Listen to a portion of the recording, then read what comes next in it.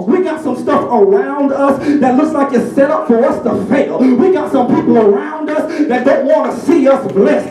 We got some stuff in our past that is still creeping up on us. But I just believe through the power of faith and a dream that you can see the walls in your life come tumbling down. Is there anybody in here who says, preacher, that's what I'm ready for in 2015?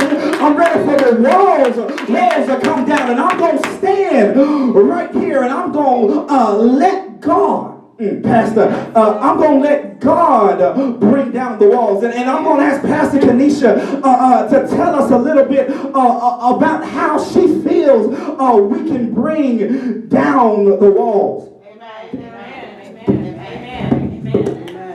External and internal walls have historical roots. And in today's text, we enter into the text at the climax of the narrative. But this narrative has a long, broad, and deep-reaching history. The historical mythology of the Hebrew people is that of a tribal people. We realize that the book of Joshua was written as an act of reflection. The people are estranged from God once again. The people have been separate from the land once again. The people are in a place of exile, and now they are wondering, how is it did our ancestors make it through this same cycle? Scholars have noted that the Hebrew, the tribal people, were a cyclical or circular people in terms of their relationship with God.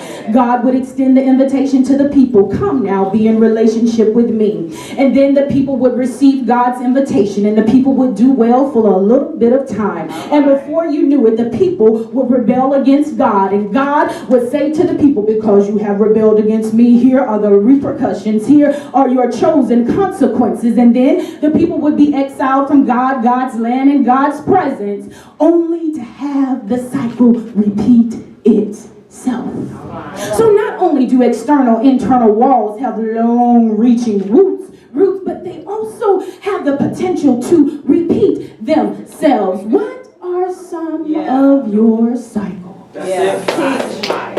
When we talk about circling the dream, we might as well stop circling if we're not dealing with our unhealthy cycles. In today's text, we find the people getting ready to do something very strange. And I want you to walk away knowing today that if you have faith and a dream, strange things happen when you co-partner and co-create with an unbridled God. That is a tweetable at Dream Life Fellowship. We believe in broadening our community through tweeting and Facebooking and all manner of social media. So today's tweetable, one of them would be, strange things happen when you co-create and co-partner with an unbridled God. So we see this people, you might be familiar with their history. They were enslaved, they were in bondage in Egypt, and God rose up this Moses to tell Pharaoh, let my people go. How many of you know the song? No, not really. And so Moses goes, even though he's insecure, even though he speaks with a stutter, he goes before Pharaoh, and he has an interpreter, because sometimes it took him a long time to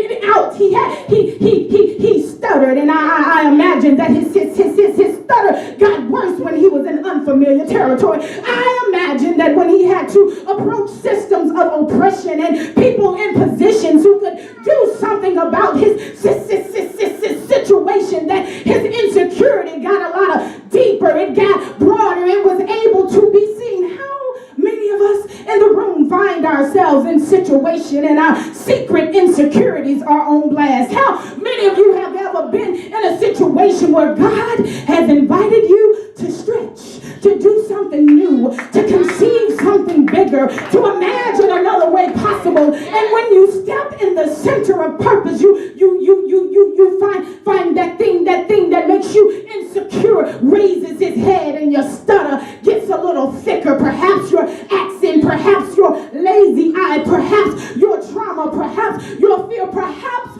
your internal and external walls look a little clearer to people on the outside. And so these people go with Moses, come out of Egypt, taking folks stuff that didn't belong to them. At Dream Life Fellowship, we believe in reading and preaching from the underside of the text. We don't just preach from the perspective of the tribal people. We preach from the perspective of those the tribal people killed. We ask different kinds of questions at Dream Life. But since I'm at Faith Forward, I'm going to stay on the top side of the text. I'm going to preach from the perspective that you're used to. And so the people came traipsing out of Egypt with stuff that didn't belong to them, and they land in a wilderness. As an intuitive spiritual midwife preacher, I know that we are not all yet in Jericho. I know that we have not all crossed over. I know that some of us are spiritually and may even quite literally be traipsing through the wilderness.